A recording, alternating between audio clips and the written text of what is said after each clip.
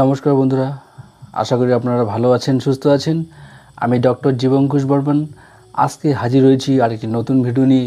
এই ভিডিওতে আমি বিশেষ করে বাচ্চাদের মাথায় যে অনেক ধরনের ঘা হয়ে থাকে তার হোমিওপ্যাথিক ট্রিটমেন্ট নিয়ে বিস্তারিতভাবে আলোচনা করতে যাচ্ছি।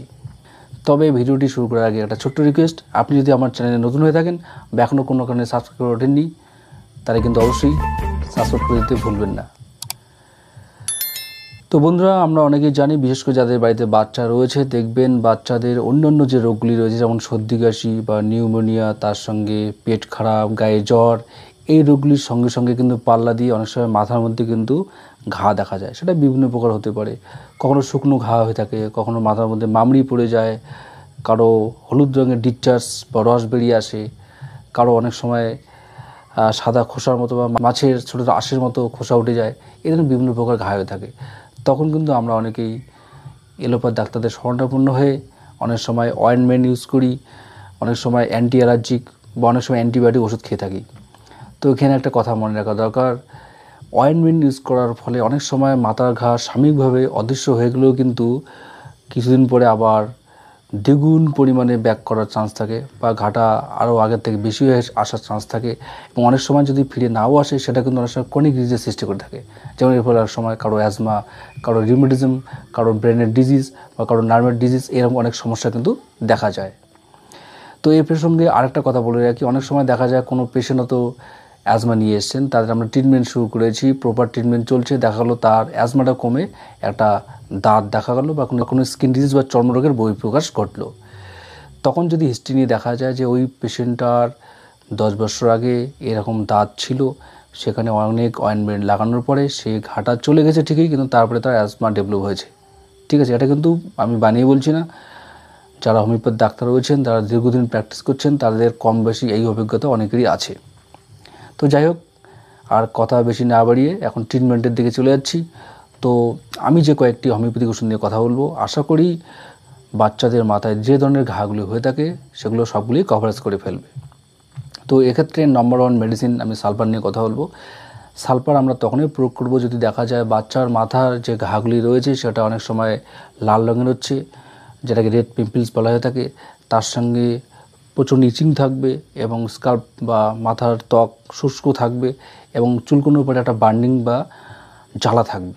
এবং যে সমস্যাগুলি কিন্তু ওয়েদার গরম হলে বেড়ে যায় এবং তার সঙ্গে সঙ্গে মাথায় যদি জল পড়ে যাবে আর বাচ্চাকে স্নান করানো হচ্ছে বা মাথায় জল পড়ছে, তখন কিন্তু সেটা বেড়ে গিয়ে থাকে।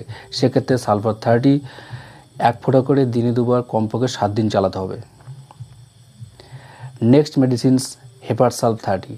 হেপারসাল ওষুধটি তখনই প্রয়োগ করা হয় যখন দেখা যায় বাচ্চার যে মাথায় ঘা রয়েছে সেগুলো খুব সেন্সিটিভ এবং পেইনফুল, অল্প একটু টাচ করলেই ব্যথা অনুভব হচ্ছে।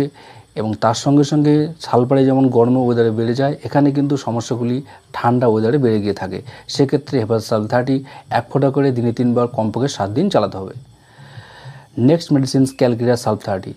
যদি দেখা যায় বাচ্চার মাথায় যে ঘাগুলি রয়েছে সেটা থেকে হলুদ রঙের রস বেরোচ্ছে বা অনেক সময় হলুদ রঙের একটা স্কাস্ট, যেটা ক্রাস্ট বা একটা কী বলবো, যে একটা চামড়ার লেয়ার পড়ে গেছে, যেটা ওদের আঙ্গুল দিয়ে নখ দিয়ে খুঁটি খুঁটি তোলা যায় ছবিতে, তখন সেক্ষেত্রে কিন্তু ক্যালকিরিয়া সালফ খুবই ইফেক্টিভ মেডিসিন। ডোজ 1 ফোঁটা করে দিনে 3 বার কমপক্ষে 7 দিন চালাতে হবে।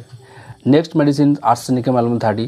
যদি দেখা যায় বাচ্চার মাথায় যে ঘা রয়েছে সেখান থেকে সাদা রঙের স্কেলি ফর্মেশন বা মাছের ছোটো ছোটো খোসার মতো আঁশ উঠে আসছে কিন্তু কোনো ডিসচার্জ নেই বললেই চলে, বা যেগুলো ড্রাই, এবং তার সঙ্গে দেখা যায় বাচ্চার ঠান্ডাতে এগুলো বৃদ্ধি পাচ্ছে এবং আক্রান্ত বাচ্চা যদি খুব রেস্টলেসনেস হয়ে থাকে এবং তার যদি ঘন ঘন পিপাসা পেয়ে থাকে, সেক্ষেত্রে কিন্তু আর্সেনিকাম অ্যালবাম খুব ইফেক্টিভ মেডিসিনস।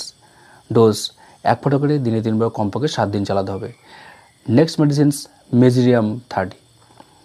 যদি দেখা যায় বাচ্চার মাথায় যে ঘাগুলি রয়েছে সেখান থেকে গাঢ় রঙের চটচটে রস বেরোচ্ছে এবং যেটা একটা লেয়ার পড়ছে বা যেটাকে আমরা ক্রাস্ট ফর্মেশন বলি, বাংলায় বলতে গেলে মাথার উপর যে খোসা জমে যাচ্ছে সেটা অনেকটা পুরু বা ঠিক হয়ে যাচ্ছে, সেক্ষেত্রে কিন্তু মেজিরিয়াম 30 খুবই ইফেক্টিভ মেডিসিন। ডোজ 1 ফোঁটা করে দিনে 3 বার কমপক্ষে 1 সপ্তাহ চালাতে হবে। এছাড়া আরও অন্যান্য অনেক মেডিসিন রয়েছে, যেমন অলিয়েন্ডার, জেকোরিস, রাস্টাক্স, সোরেনাম, এই ধরনের অনেকগুলো ওষুধ আসবে। তবে আমি আমার ব্যক্তিগত এক্সপিরিয়েন্স থেকে বলছি, এই কয়েকটি মেডিসিনে কিন্তু রোগগুলি সেরে যায়। তো বন্ধুরা, ভিডিওটা এখানে শেষ করছি।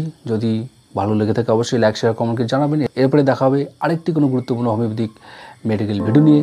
তো ভালো থাকবেন, সুস্থ থাকবেন, ধন্যবাদ।